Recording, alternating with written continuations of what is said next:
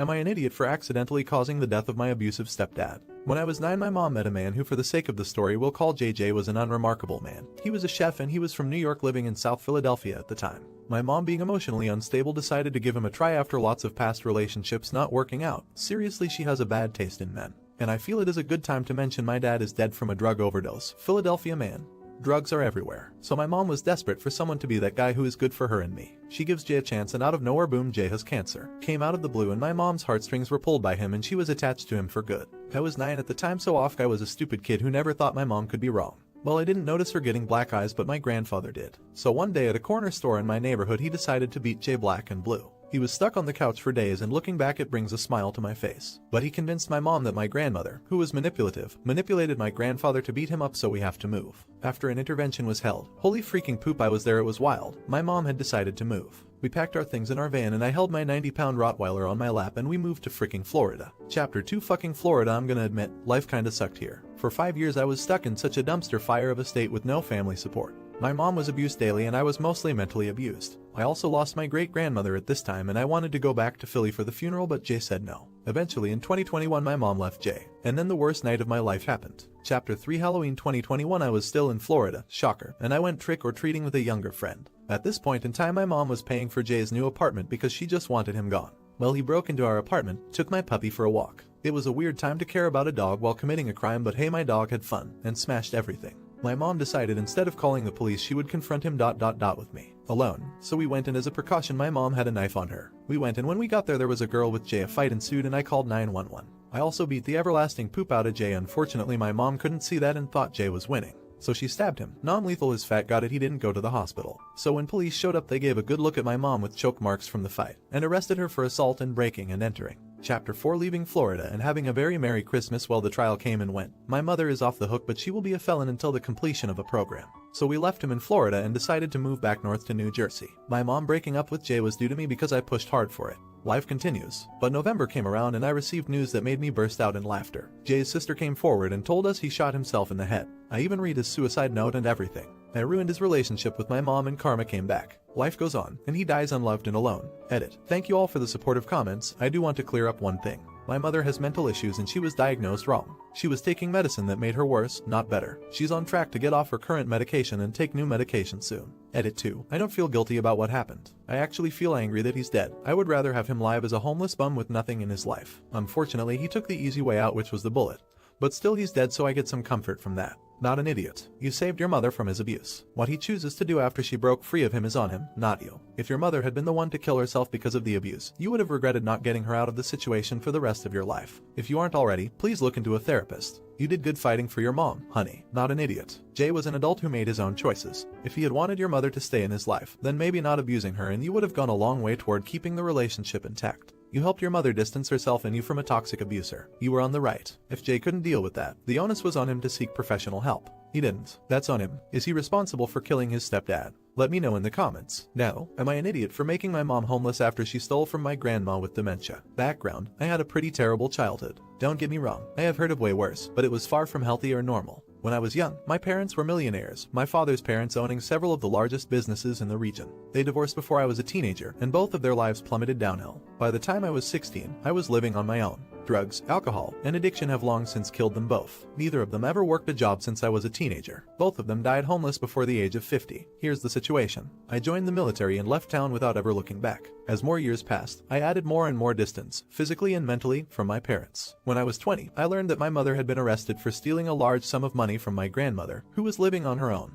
But in the beginning stages of Alzheimer's, the state ended up pressing charges against my mother because my grandmother would not. The detective told me that they had to because my mom and her past boyfriend were fueling the criminal underground where she lived. I was lost and shocked. I knew my mother had problems, but until this moment, I had always viewed her as a sort of forest hippie. This is the moment that is the catalyst for my nuclear revenge. You see, my grandmother was pretty wealthy. Terrified that she would be locked away in an old folks' home, she entertained the leeching of my mother and past guy. The problem is that it was never enough. Even after my grandmother bought my mother a house down the street from her, she continued to rob her own mother blind. She also fed my underage sister a stream of drugs and brought her in on the con. It ultimately resulted in my mother and sister getting their first felony conviction, grand theft and check fraud, which my mother tried to pin on her own daughter because she was just a minor. A few years later, I was newly married with my first child and freshly returned from my first deployment to Iraq. We just completed another move across the country, and I am starting a new job at a new unit. I get home from work and have a strange short voicemail from my uncle, who's like the okayest guy I have ever met. It literally just says, "My mom is in the psych ward at the big hospital in her town. She left everything in your name.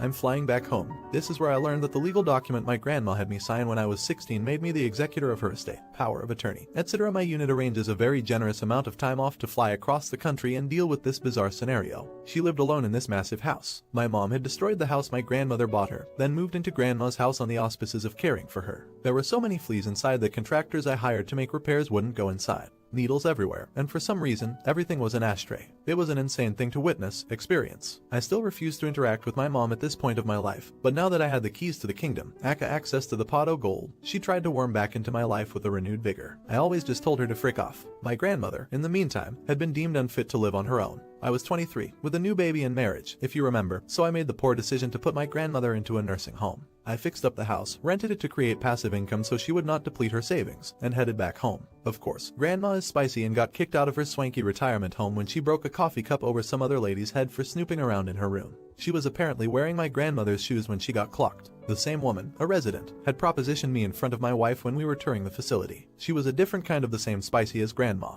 Her only option after the incident was a psych ward. So my senile grandmother moved in with my family, and she lived with us for more than 5 years until her care was just out of our capability. This is about the time that I exacted my revenge. Now here's where I made her pay. When the state filed charges against my mother, way back when I was 20, part of her restitution included a lien that was placed against her property in the name of my grandmother for a little less than $100K. Some years later, my mother had not paid her property taxes in so long that she was about to lose the house. She called me to explain that the lien would not be paid if the house was auctioned, which I knew was not true, but I saw an opportunity. I eventually worked out a deal with her. She would sign the deed over to me, and I would then sell the house and pay for her to move somewhere else. I fly to town, meet her, and sign the deed over. She expected me to use my name and credit to get her a luxury apartment. She also wanted me to buy her a new truck, and let's not forget the moving company. I rented her a U-Haul truck and got her a storage unit that I had paid for 6 months. Then I put her and shithead up in an extended stay for a little while. I fixed up the property and sold it to the same rental group that bought my grandmother's house shortly before. I used the money to buy annuities that enable my grandmother to live in a normal house with a live-in nurse and care at 1:4 ratio, which is amazing for her. She still might run out of money because of what my mother did, and I honestly don't know what will happen then.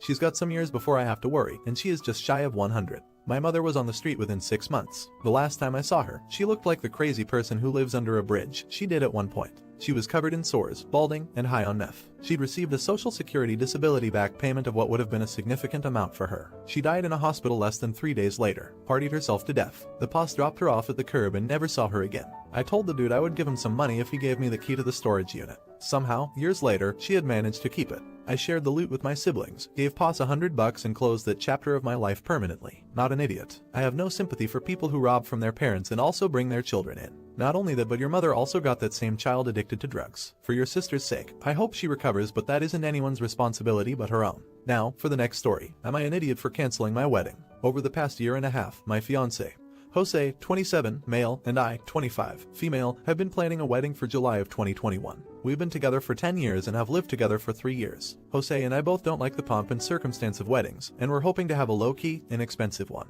My family, however, wanted something bigger. My mother has expressed to me just how much she's living through me in having this wedding. I have expressed to her plenty that social situations trigger my anxiety. She doesn't care. Jose and I gave in last year and agreed to marry in a church and have the big reception she wanted. Jose made sure if we were going to do this, my parents would pay for both the venue and the church fee. They agreed. Planning was stressful, and it caused a lot of tension between Jose and I. It turns out the stress wasn't coming from the planning itself, it was the wedding as a whole. With my therapist's help, we identified that being a bride embodied many things my mother berated me for growing up and acted as triggers for my PTSD. I came forward with my reservations to my mother. Her response was to gaslight me about my therapist's diagnosis and insist on the wedding happening the way we planned it. She joked that I could take some CBD or have a drink to stay calm during the wedding. She has also begun drinking to avoid confronting her feelings and regards it as the only thing she has that's hers. She does not take it seriously, and my father won't help. I found out that the private conversations I have had with my father about her drinking were shared with her. It got bad enough that at my bridal shower, she had 18 beers and berated my sister-in-law for calling her out on drunken poop talking my brother to family. Mind you, Jose's side of the family does not drink, as they've lost their grandfather to alcoholism.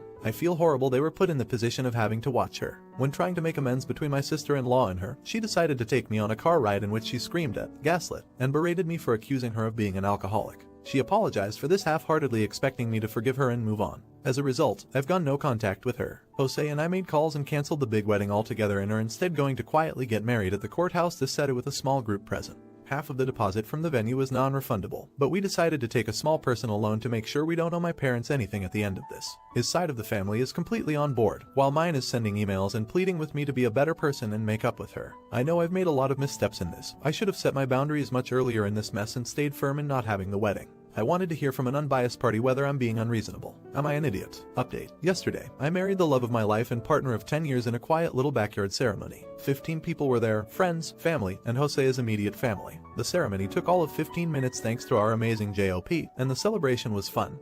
Casual conversation over a simple sandwich lunch. We got to catch up with friends we haven't seen since the pandemic started, as well as make fun memories with the people willing to understand and love us without judgment. My mother, in response to finding out I've gone no contact with the family and planned a private wedding without her, sent one of my aunts screaming at me the day before the wedding over email. Catholic guilt, gaslighting, the whole shebang. I went all in on telling my family exactly what I felt and dealt with in regards to my mother and them. They had the audacity to invent a story that Jose is nothing but a controlling abuser that deleted her first email. He's trying to steal me away from them and convince me it was the truth. They want me to forgive my mom and be the bigger person, even after detailing the extent of her abuse to them. I tore my aunt a new idiot over email, citing them all, my grandmother included, as cowards for not coming to me to tell me the alleged truth about Jose before. You know, offering pomp, circumstance, and praise for getting married to him. It's funny how quickly the narrative shifted from "oh, think of your poor mother" to "you poor, stupid child running into the arms of an abuser" to "you're a monster canceling our family." The block button has been my best friend. Within the last 72 hours I've learned exactly what kind of family I was raised in. In a way, I mourn that it had to be like this, no contact with the people I thought were supposed to love me. What I have realized is that their brand of love is conditional. My mother also demanded the money back for the venue and we sent a check to her. She still has chosen not to cash it. We have ample documentation to prove we have provided her that check. Jose is warning her in writing to cash that check by the 21st, or else we will stop that check and pay back the loan. Not an idiot. Congratulations on your wedding. I'm glad you took it of your day the way you wanted to. Toxic families suck, but it sounds like you've at least married into a much kinder, more loving family. Best of luck to you both in all your future endeavors. Not an idiot. Seems like your wedding was a metaphor for your life, a comfortable and loving event with plenty of room for the right people and not an inch for the wrong ones. I wish you and your new husband a long and happy life together.